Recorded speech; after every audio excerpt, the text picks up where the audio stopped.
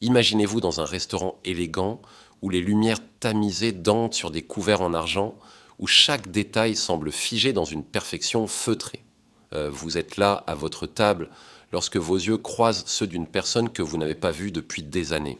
Une personne qui a marqué votre passé, qui a partagé vos rêves, vos rires, vos espoirs. Mais quelque chose cloche. Son sourire est forcé, ses yeux sont éteints et une barrière invisible semble s'être dressée entre vous. Que feriez-vous? Laisseriez-vous le mystère s'évanouir?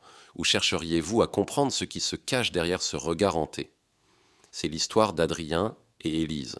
Une rencontre inattendue qui va bouleverser leur vie. Une histoire de retrouvailles, de secrets dévoilés et d'un combat pour rallumer une flamme éteinte par les épreuves de la vie. Alors, installez-vous confortablement, plongez dans ce récit poignant et surtout, n'oubliez pas de vous abonner à ma chaîne La Capsule Temporelle et de liker cette vidéo pour ne rien manquer de nos histoires captivantes. C'est parti! Le restaurant, un écrin de luxe et de souvenirs. Dans un restaurant huppé au cœur de la ville, l'ambiance est feutrée, donc presque magique. Les lumières tamisées caressent les tables drapées de nappes blanches et les couverts en argent scintillent comme des étoiles. Les grandes baies vitrées offrent une vue imprenable sur les lumières de la métropole qui pulsent au rythme de la nuit. C'est dans ce cadre raffiné qu'Adrien Fournier, un homme d'affaires à l'allure impeccable, s'installe à sa table habituelle. Adrien pose sa montre de luxe sur la nappe immaculée, un geste machinal. Il parcourt le menu d'un air distrait, son esprit encore encombré par une journée harassante. Réunions interminables, décisions financières lourdes, enjeux qui ne l'animent plus depuis longtemps. À 35 ans, il a tout, la réussite, l'argent, le prestige. Mais quelque chose manque, une étincelle qu'il ne retrouve plus. Alors qu'il s'apprête à commander, une voix douce mais légèrement tremblante interrompt ses pensées. « Bonsoir monsieur, avez-vous fait votre choix ?» Adrien lève les yeux. Et là, c'est le choc. Devant lui se tient Élise. Élise, celle qui, des années plus tôt, riait avec lui dans les couloirs du lycée, l'aidait à réviser ses équations, partageait ses rêves d'avenir avec une passion contagieuse. Mais cette Élise-là est différente. Son sourire est mécanique. Ses yeux, autrefois pétillants, sont cernés de fatigue, éteints. Elle porte l'uniforme du restaurant avec une rigidité presque douloureuse, comme si elle cherchait à se fondre dans le décor, à disparaître. « Élise !» murmure-t-il, incrédule. Un silence pesant s'installe. La jeune femme se fige, une lueur de panique traverse son visage avant qu'elle ne se reprenne, adoptant une expression neutre. « Excusez-moi, vous devez faire erreur, répond-elle en détournant le regard. Mais Adrien sait. Il reconnaîtrait Élise n'importe où, même après 10 ans. Élise, c'est moi, Adrien. Adrien Fournier. Tu te souviens? Elle serre son carnet de commandes si fort que ses jointures blanchissent. Un sourire crispé étire ses lèvres. Oui, bien sûr. Excuse-moi, je ne m'attendais pas à te voir ici. Sa voix est tendue, son regard fuyant. Quelque chose ne va pas. Adrien fronce les sourcils. Ça fait quoi, 10 ans? Qu'est-ce que tu fais ici? Je travaille, répond-elle précipitamment, jetant un coup d'œil nerveux vers le bar, comme si elle craignait d'être observée. Adrien capte son malaise. Elle balance légèrement d'un pied à l'autre, ses doigts triturant nerveusement le carnet. Je vais prendre votre commande, ajoute-t-elle, pressée de couper court à la conversation. Attends, Élise, ça fait des années qu'on ne s'est pas vu, reste une minute. Elle recule d'un pas, un air désolé sur le visage. Je suis désolé, Adrien, j'ai du travail. Avant qu'il ne puisse ajouter un mot, elle tourne les talons et disparaît entre les tables, laissant Adrien seul, le cœur battant plus vite qu'il ne voudrait l'admettre. Cette rencontre aurait dû être joyeuse, pleine de souvenirs et de rires. Mais au lieu de cela, il n'y a que de la gêne, une tension presque palpable. Pourquoi Élise a-t-elle réagi ainsi? Une certitude s'impose à Adrien. Elle cache quelque chose, et il est décidé à comprendre quoi. Si cette histoire vous intrigue, n'oubliez pas de liker et de vous abonner à la capsule temporelle pour découvrir la suite. Votre soutien nous aide à continuer à raconter des histoires qui touchent le cœur. Une ombre dans la nuit. Toute la soirée, Adrien observe Élise à la dérobée. Elle esquive son regard, s'affaire avec un zèle presque nerveux, disparaît derrière le comptoir dès qu'elle le peut. Il sent une tension sourde en elle, un mur invisible qu'elle a dressé entre eux. Lorsqu'elle sort discrètement par l'arrière du restaurant à la fin de son service, Adrien, mu par une impulsion qu'il ne s'explique pas, décide de la suivre.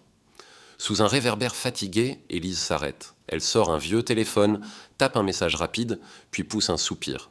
Son dos est voûté, ses épaules alourdies par un poids invisible. Elle semble épuisée, terriblement seule. Adrien s'approche doucement. « Tu fuis toujours les vieilles connaissances comme ça ?» Elle sursaute, se retourne brusquement, la panique dans les yeux, mais en voyant Adrien, son expression se radoucit légèrement, mêlée de résignation et d'agacement. « Adrien, soupire-t-elle, qu'est-ce que tu fais ici ? C'est plutôt à toi que je devrais poser la question. Pourquoi tu m'as évité toute la soirée ?» Elle baisse la tête, serre les bras autour d'elle comme pour se protéger. « Parce que je ne suis plus la même personne qu'avant, » murmure-t-elle, la voix brisée. Ces mots frappent Adrien comme une gifle. Il revoit soudain les couloirs du lycée, la vieille table en bois au fond de la bibliothèque où il passait des heures à réviser et à rêver. « Un jour, on partira d'ici, » avait-elle dit un soir, pointant une carte du monde accrochée au mur. « Toi et moi, on ira voir New York, Tokyo, Rio et Paris, » avait ajouté Adrien en riant. « Évidemment, Paris, » avait-elle répondu, les yeux brillants, avec un grand café au bord de la Seine et un carnet pour écrire toutes nos aventures. Ils avaient des rêves, tous les deux, des ambitions dévorantes, une complicité qui semblait indestructible. Mais la vie en a décidé autrement. Adrien avait décroché une bourse, puis un stage prestigieux à Londres. Emporté par son ambition, il avait laissé la distance et le temps effacer leurs échanges. Et maintenant, Élise se tient devant lui, brisée, loin de la fille pleine de vie qu'il avait connue. Après le lycée, tout a changé, avoue-t-elle, la voix tremblante. Elle marque une pause, cherche ses mots, puis lâche la vérité. Mes parents sont morts dans un accident de voiture. J'étais à l'université, j'avais des projets, des rêves. Mais mon petit frère, Louis, n'avait plus personne. Il n'avait que moi. Adrien sent un poids s'abattre sur sa poitrine. J'ai tout arrêté pour lui. J'ai travaillé jour et nuit pour payer le loyer, les factures, mais il est tombé malade. Une maladie rare. Les traitements coûtent une fortune. Elle serre les poings, son regard brillant de larmes contenues. J'ai essayé de m'en sortir.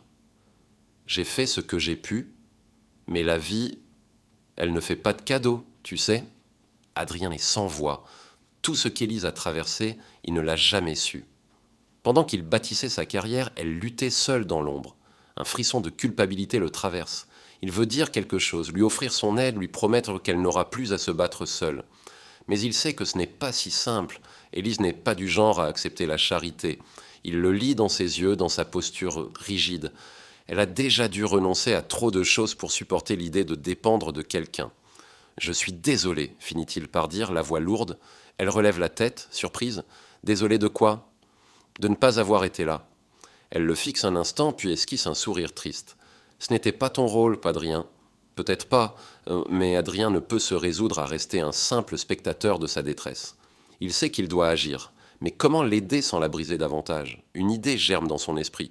Cette fois, il ne laissera pas le destin les séparer à nouveau. Vous êtes touché par l'histoire d'Élise ?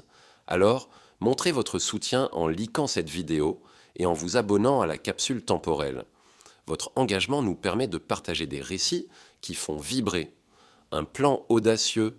Adrien n'est pas homme à laisser une question en suspens. Toute sa vie, il a trouvé des solutions, négocié des contrats, renversé des situations en sa faveur. Mais cette fois, l'enjeu est personnel. Il ne peut pas se contenter de donner de l'argent à Élise. Elle refuserait.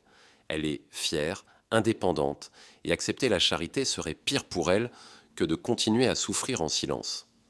Dans les jours qui suivent, Adrien retourne au restaurant. Il commence par de petites choses. Commander un café, puis un repas, engager des conversations légères. Il évoque des souvenirs du lycée, des anecdotes qui font naître un sourire timide sur le visage d'Élise. Peu à peu, elle se détend, son sourire devient plus sincère, mais l'ombre dans ses yeux est toujours là. Un soir, alors que la salle se vide, Adrien reste jusqu'à la fermeture. « Tu as toujours ce vieux carnet ?» demande-t-il en souriant. Elle fronce les sourcils, perplexe. « Quel carnet ?»« Celui où tu écrivais toutes tes histoires. » Élise détourne le regard, un peu honteuse. « Je l'ai perdu il y a longtemps, comme le reste. » Ces mots lui serrent le cœur. Adrien veut lui prouver qu'elle n'a pas tout perdu. Il commence à semer des indices, comme un jeu. Un jour, Il glisse un carnet neuf sur le comptoir, prétendant l'avoir oublié. Un autre soir, il évoque une pâtisserie qu'il a découverte, jouant sur leur vieille discussion où elle rêvait d'ouvrir un café. Il observe, il attend, mais tout bascule un soir. Alors qu'Adrien dîne en salle, une voix forte s'élève. « Ça fait des semaines que je te vois traîner avec les clients. Tu crois que tu es ici pour bavarder ?» Le patron du restaurant, un homme trapu à la mâchoire serrée, se tient devant Élise. Tous les clients se tournent vers eux. « Je fais mon travail !» balbutie-t-elle. « Ton travail ? Tu fais fuir les clients !» hurle le patron. Adrien serre les poings. C'est faux. Il a vu Élise travailler. Elle est efficace, discrète, irréprochable. « Vous exagérez !» intervient-il d'un ton froid. Le patron se retourne, le reconnaît et pâlit légèrement, mais il reprend vite contenance. « Monsieur Fournier, excusez cette scène, mais cette fille, elle n'est pas faite pour ce métier. » Puis sans un regard pour Élise, il lâche « Tu es viré, prends tes affaires et dégage !» Un silence pesant s'abat sur la salle. Élise reste figée, comme si le coup venait de l'achever. Mais Adrien a déjà pris sa décision. Il se lève lentement, ajuste sa veste et déclare d'un ton glacial « Vous venez de faire la plus grosse erreur de votre vie. » Le patron ricane. « Ah oui ? Et pourquoi ça ?» Adrien le fixe droit dans les yeux. Sortant son téléphone, il compose un numéro. « Mathieu, fais-moi une offre sur le clair de lune, tout de suite, prix maximal. Je veux les clés avant minuit. » Le rire du patron s'éteint. Il blêmit. « Attendez, vous êtes sérieux ?» Adrien n'attend même pas sa réponse et sort du restaurant. 1 heure plus tard, le contrat est signé. Élise, encore sous le choc, le regarde, incrédule. « Tu as acheté le restaurant ?» Adrien sourit. « Notre restaurant. » Elle secoue la tête abasourdie. « Adrien, pourquoi tu fais ça ?» Il la regarde droit dans les yeux et murmure « Parce que tu mérites mieux. » Cette scène vous a donné des frissons, alors abonnez-vous à la capsule temporelle et mettez un gros like pour ne pas rater la suite de cette incroyable histoire. Un nouveau départ. La nouvelle de l'acquisition du restaurant se répand comme une traînée de poudre. Le personnel est en ébullition, les clients fidèles s'interrogent et l'ancien patron a quitté les lieux, vaincu. Mais pour Élise, ce n'est pas la fin du combat, c'est un nouveau dilemme. Le lendemain matin, Adrien la retrouve dans le restaurant désert. Elle est assise à une table, le regard perdu dans le vide. « Ça ne te ressemble pas d'être aussi silencieuse », lance-t-il en s'asseyant en face d'elle. Elle relève les yeux, hésitante. « Je ne sais pas quoi faire, Adrien. » Il pose 2 enveloppes devant elle. « Voici la première option, une bourse d'études intégralement financée. Tu reprends tes études, tu fais ce que tu aimes. » Elle fixe l'enveloppe, interdite. Et l'autre, Adrien sourit. « L'investissement initial pour ton café. » Élise secoue la tête, abasourdie. « Adrien, je ne peux pas accepter ça. » « Pourquoi ? » ?»« Parce que ça ne m'appartient pas. Ce rêve, il est derrière moi. »« Non, il est juste en sommeil. » Elle fronce les sourcils. « Pourquoi tu fais tout ça ?»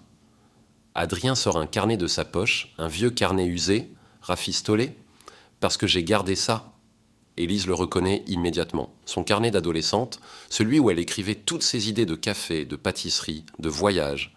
« Tu l'as gardé ?» murmure-t-elle, bouleversée. « Tu l'as oublié dans mon sac le jour de mon départ à Londres, » explique-t-il doucement. « Je voulais te le rendre, puis j'ai lu ce que tu avais écrit. » Il tourne quelques pages, lit à haute voix. Un lieu où chaque personne, peu importe d'où elle vient, se sente chez elle, où personne ne doit affronter la solitude. Élise sent les larmes lui monter aux yeux. « C'était ton rêve, Élise, et tu mérites ce qu'il devienne réalité. » Elle serre le carnet contre elle, bouleversée. « Et si j'échoue ? Alors, tu recommenceras. Mais je sais que tu ne vas pas échouer. » Après un long silence, elle murmure « D'accord. » Adrien sourit. « D'accord, pourquoi ? » ?»« D'accord pour me battre encore une fois. » Elle tend la main, il la serre avec une certitude tranquille. 5 ans plus tard, chez Élise. Dans une rue pavée bordée de lampadaires aux lumières chaudes, une enseigne flambant neuve brille sous le soleil couchant. Chez Élise. À l'intérieur, le bois clair et les grandes fenêtres baignent l'endroit d'une atmosphère chaleureuse. Des livres sont posés sur des étagères, des clients discutent en souriant. Au fond, Élise, un tablier brodé de son nom, s'active avec une énergie nouvelle. Adrien, appuyé contre un mur, observe la scène avec fierté. Elle s'approche de lui, l'émotion au bord des lèvres. « C'est grâce à toi ?» Il secoue la tête. « Non, Elle arque un sourcil, un non. Un sourire éclaire son visage. Tu n'avais pas besoin de moi. J'ai juste remis en marche la lumière que tu avais déjà en toi. Un éclat de rire, une complicité retrouvée et un rêve enfin accompli. Et voilà, l'histoire d'Adrien et Élise touche à sa fin. Si elle vous a ému, inspirez d'autres en likant et en vous abonnant à la capsule temporelle. Votre soutien fait toute la différence.